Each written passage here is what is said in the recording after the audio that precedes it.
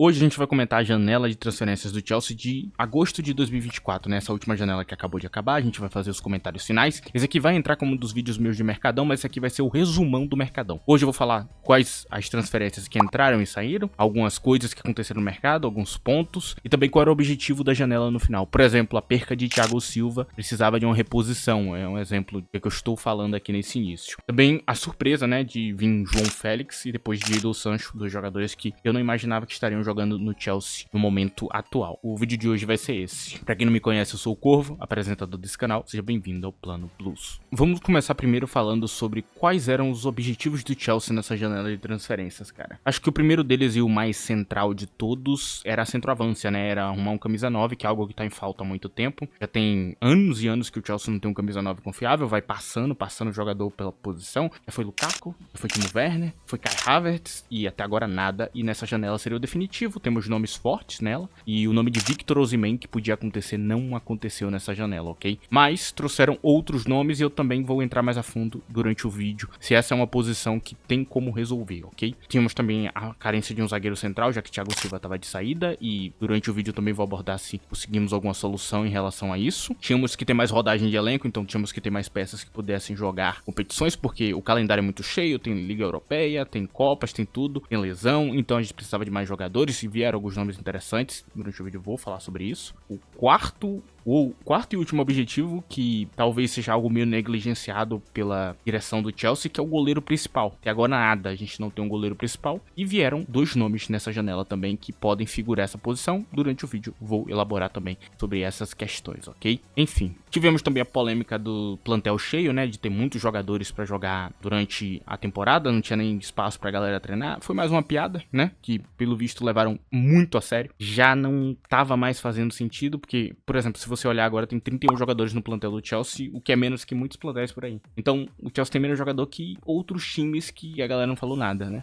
Por exemplo, sobre o goleiro, por exemplo, tava falando dos 11 goleiros do Chelsea, o Liverpool também tem 11. Foi uma piadinha que virou um bagulho meio sem graça no final das contas, durante essa janela, e no começo tava engraçado, depois parou de fazer sentido. Teve o novo treinador que chegou, né, Enzo Maresca, fiz vários vídeos já sobre ele aqui, tem minhas opiniões dentro do canal se vocês quiserem ver, onde eu falo sobre o treinador de maneira muito extensiva, falo coisas sobre ele, e com esse novo treinador vem um novo foco do tipo de jogador que o Chelsea vai atrás, inclusive vem um novo foco, um novo tipo de jogador que eles estão buscando como o jogador perfeito, o jogador ideal. Também teve esse lado aí da janela de transferências, e basicamente é isso, cara. Então a primeira entrada e saída é a entrada de Enzo Maresca e a saída de Pochettino. Aqui eu começo a falar dos jogadores, saídas e entradas. Bom, cara, e vou começar falando sobre os jogadores que chegaram, depois eu vou pontuando esses jogadores e dando alguns pontos que eu acho que tem que ser falado, ok? De chegadas a gente tem Tosin Adarabioio, Omari Kellyman, Mark Gill, Kylian Hernandez Bughal, Renato Veiga, Caleb Willey, Felipe Jorgensen, Aaron Anselmino, Pedro Neto, João Félix, Mike Panders, Jadon Sancho, Estevão William, Kendry Paz, ok? Essas são as chegadas. As saídas, nós temos Lewis Hall, também conta nessa janela, Ian Maatsen, Akin Ziyech, Thiago Silva, Malanga Sarr, Andrei Santos, Alf Gilchrist, Aaron Anselmino. Algumas dessas saídas que eu estou falando aqui são por empréstimo, ok? Já tem isso, por isso vocês ouviram o nome de Aaron Anselmino que chegou e já tá saindo. São empréstimos: Gabriel Slanina, Ed Beach, Caleb Willey, Leslie Hugo Schock, Diego Moreira, Conor Gallagher,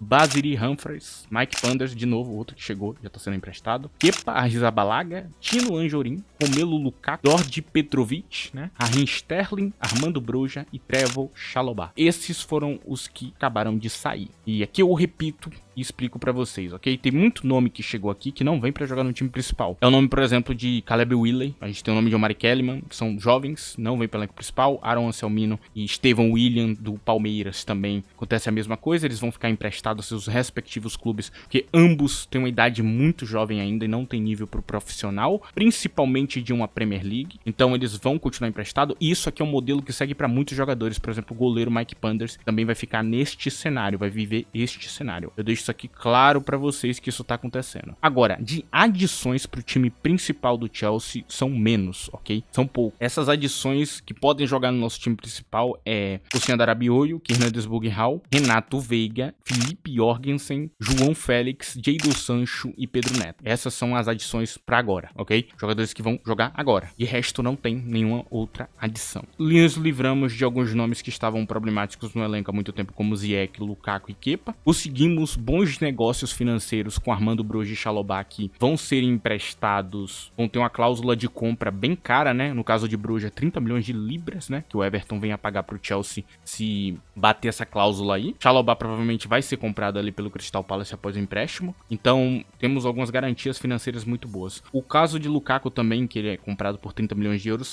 também tem um adicional de mais 15, né? Então vai totalizar 45. Então o Chelsea vai ganhar 45 milhões de euros pela venda final do jogador. Então, em relação a mercado, o Chelsea se sai bem na questão financeira. Pode não parecer o caso, até porque se você for olhar agora tá constando menos 65 milhões de euros no balanço, mas o Chelsea conseguiu garantir muitas e muitas contratações futuras. E no final dessa janela também tem o nome de David Washington, que tá indo pro Flamengo, e o nome de Ângelo, que pode ser vendido para a Arábia Saudita muito em breve. Vai entrar uma grana bem forte também, e aí já vai entrar no abate disso aqui. E aqui eu entro nesse ponto.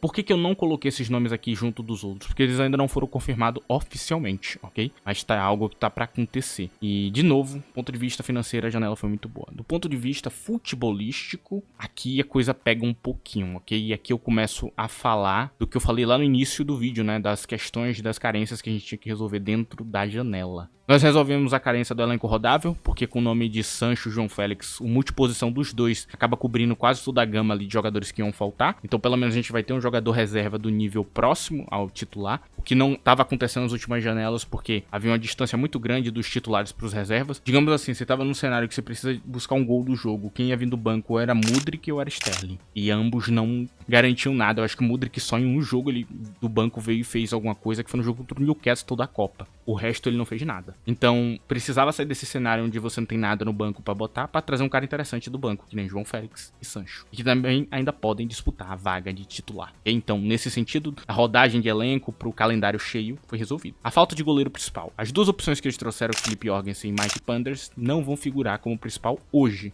Se Jorgensen evoluir bem, talvez ele consiga. Panders é um talento, dizem que é único e tudo mais, e talvez seja o nosso futuro goleiro, mas pra hoje, pra 2024-25, não é agora. Zagueiro central, trazem um nome interessante de jovem, mas não resolvem a posição. Também é uma posição em falta que não foi resolvida nesse mercado. E por último, a centroavância, que era para ser o Osimhen. Não foi porque o Chelsea se embananou nas contas, né? Se embaralhou ali nas contas, não sabia o que fazer com elas. E quando chegou no final da janela para pegar o último alvo deles, que eles estavam tentando diminuir o valor ao máximo, por isso que eles foram para os últimos dias, eles não conseguiram. O Chelsea estava querendo que o valor de Osimhen diminuísse pela falta de interesse. Só que ao fazer isso, eles se enforcaram no fair play financeiro e não puderam contratar o Osimhen, que acaba agora indo pro Galatasaray. Então a gente também fica sem centroavante. Então nenhuma das carências que eu falei aqui inicialmente nesse vídeo foram cumpridas nessa janela. E aqui a gente tem mais um problema. E antes de eu falar desse problema, eu vou pedir pra você que não esqueça de deixar o like nesse vídeo, é muito importante. E se você puder também compartilhar esse vídeo com um amigo seu, eu vou ficar muito feliz, ok? Especialmente esse vídeo porque provavelmente eu estou gravando ele pela 16ª vez. Eu não vou entrar em detalhes, futuramente talvez vocês entendam porque eu estou fazendo pela 16ª vez. Eu entre em uma explicação disso. Agora vamos seguir o vídeo. Cara, tem um outro problema aqui que foi grave. O Chelsea, para equilibrar as contas e para cumprir o fair play financeiro, fez uma brincadeira de mau gosto aqui. Ele vendeu um monte de talento da base. Não é de hoje, não é de ontem. Foram várias janelas vendendo talento da base e chega num ponto que eu não tenho como não reclamar disso. Digamos assim,